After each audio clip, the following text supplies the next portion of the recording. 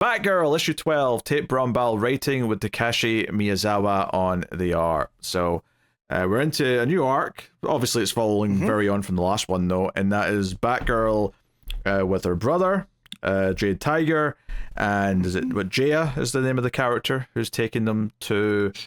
Yes, Jaya Jayesh. Yeah, yes, Jaya. So they're on their trip, and there's a bit of a montage of them fighting together and all that.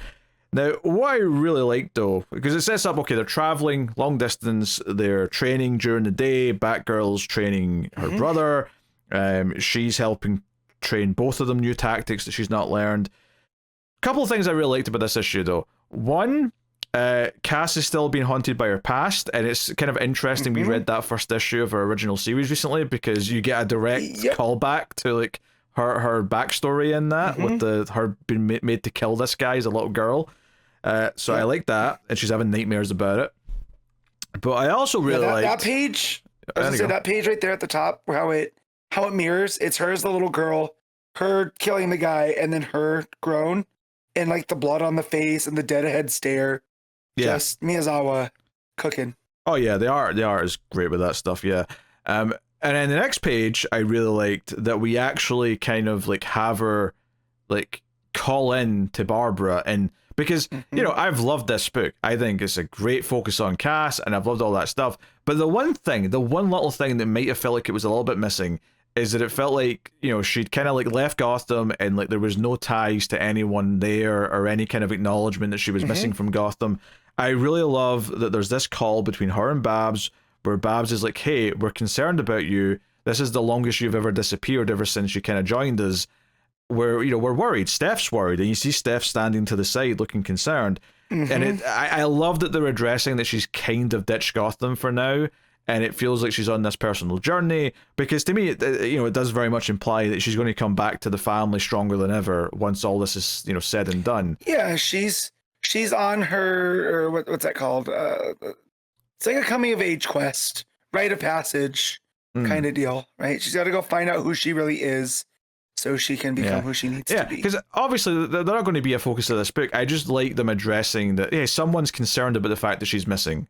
She's gone. I like them tying it back in, because those relationships do matter. Her being effectively the adoptive daughter of Batman does matter, and I like that it took just a moment here to kind of address that, because she's been gone for a little while now. But then back into things, they're traveling and they find Samsara. That's what it was called, right? Yeah, Samsara. Yep. And this is where Nyssa is, and Nyssa's effectively rebuilt this place as a haven for people. It's a gateway to the mystical world, or whatever they say about it. And the veils between things are at their between the worlds are at their thinnest here, and she wants to protect this. She wants to take out the unburied, because they're determined to come and take all this and stop it all. And then we get some other characters that are here that we've met before. One relatively recently, an Angel Breaker, because that was it's like 3 years ago now, but like that was a relatively recent thing. Yeah. The other one, though, I did not recognize, and the editor's note, I love them pulling this shit. The editor's note is like, yeah, she was introduced in the Batgirl annual from like 2001, and I'm like, holy shit. Like, I love the deep pulls there. Like, I don't know this character. I think I've read that, but it's been so long that I don't remember it. So, fair play. BROMBAL did their homework, right? Oh, for sure. So there's a line later on where there's an editor's note saying, oh yeah, this story she's referring to happened in an issue of Robin in 2006, and I'm like, Jesus Christ. Yeah. So I do love that, because it does feel like a love letter to Cass, right? Like we're pulling all of these threads from her past in order to tell where she's going to go. So also, I do love that it's like, hey, I don't care how many like reboots we've had since then. If you want to say something's in continuity from 2005 or 1995, just do it. It's there.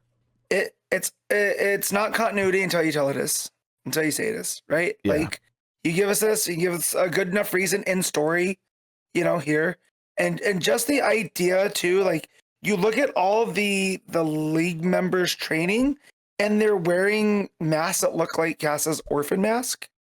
Before the in between where she became Batgirl again, which I think that's another nice touch to where she's been. So yeah, definitely there's a lot of good choices being made for Cass in this book. Yeah, and when Nissa does show up and Cass is like, okay, why do you want me here? What's going on?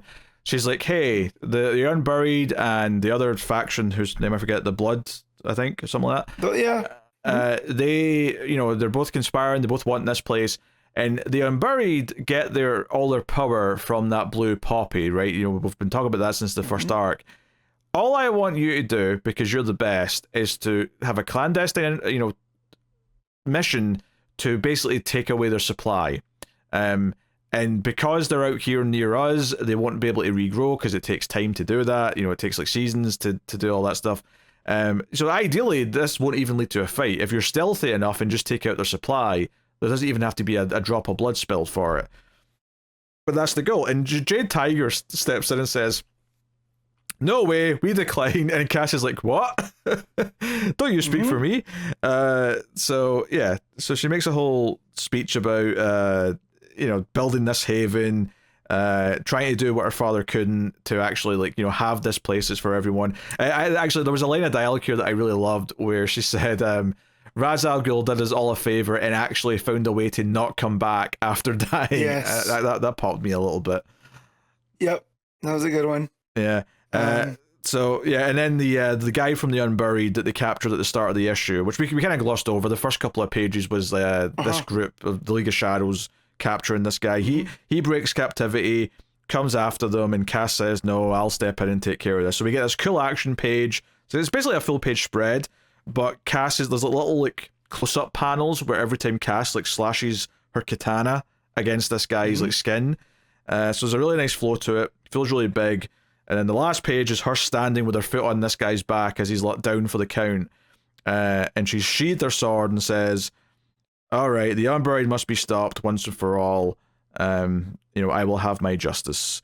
And of course, earlier on when she said to Babs, there must be justice for what's happened. And she's like, yeah, but is it justice or is it vengeance? And how will you know where that line stops? So that set up something for her, and I like that some of the teachings of the Bat family are also going to feed into this as well. It's not just about what she's kind of learned about Shiva. So this was good. I enjoyed the stuff at the farmhouse. It was a nice introduction to this Jade Tiger character. But, it was just on the farmhouse for a few issues. I think that this instantly felt like, there was a bit more direction at the start of this arc. Yeah, it feels like we're back in gear, where that was like a nice break. We could rest a little bit. I do feel like, his name's Tingy, right? Jade Tiger. Yeah, I feel like he's a bit in over his head. This boy has never been outside before. Oh, yeah. I mean, even, even when Cass first showed up, though, he's like, oh, finally, my chance to prove myself. And of course he's not going to win. He's been in over his head since, minute one. Yeah. And it just he's so, he's standing there and it's fun character stuff like that. Him interacting here. And then this whole guy from the Unburied, where the whole first arc was Cass running from him. And we saw how unbeatable this dude was. Yet here in Samsara, she's able, because she's defending this right here. Wait, is this the same dude? He's off balance enough. I thought this guy's name was different. Shodak. Okay, fair enough. Isn't this Shodak? Yeah, let me double check that, because I feel like he's, what was it? Chodak the... You may be right. Maybe this is one of the other guys. Maybe this is not the guy. It's definitely a different guy than the one that came at the farmhouse last time, because I remember definitely thinking that. Yes. But I mean, yes, I could be misremembering otherwise, though. He is Chodak the Unbowed from the Unburied. He is one of the Unburied's Grandmasters. So I believe this is the guy that she was on the run from back in Gotham. Early on, right? And he blinded her sight for that issue, right? So she couldn't see where his moves were coming from. And here he's off balance as well, but she's able to dispatch him really quick. So it also shows growth on her side here. Yeah, with a weapon that she got, from her mother, right? So it's like, the strength of her mother's helping her win a fight, kind of thing. And in this as well, she calls Tenji off and says, "No, he's mine," as well. So everything is her choice. She's doing. Oh, she's determined. So, no question. Yeah. And again, I love how this book's a love letter to Cass. On this, and again, that character that was brought up in the annual and stuff. I love when we build out supporting cast like this with, from people's past. There's a nice, line in between them. We're not just creating characters for the sake of it. Yeah. Also, and it makes it feel like a more lived-in world. Yeah, the event that was like saying that was in a Robin issue, it was when Cass was mind controlled by Deathstroke, I think they said. Yes. To try and kill someone. That was in Titans East. He had Deathstroke had his own evil band of Titans, and he had mind controlled Cass to be their evil Robin, if you will. It was again 2006. Real rough times.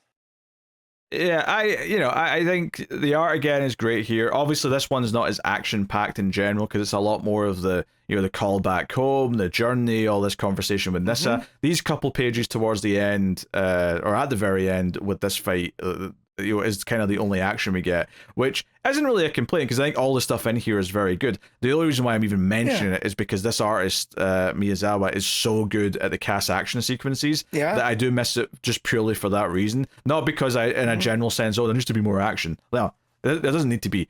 But just because he draws the fight so good, I was like, oh, I want more. And that little taste at the end was like, okay, all right. Next issue.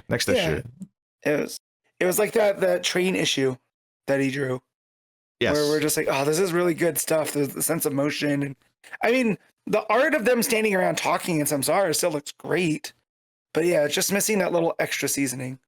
Yeah, like you said, they had those nice touches with the dream sequence at the start, and her turning off the comms when Babs is saying, hey, talk to Steph. Go and have a chat with her. It might do you some good. Yeah.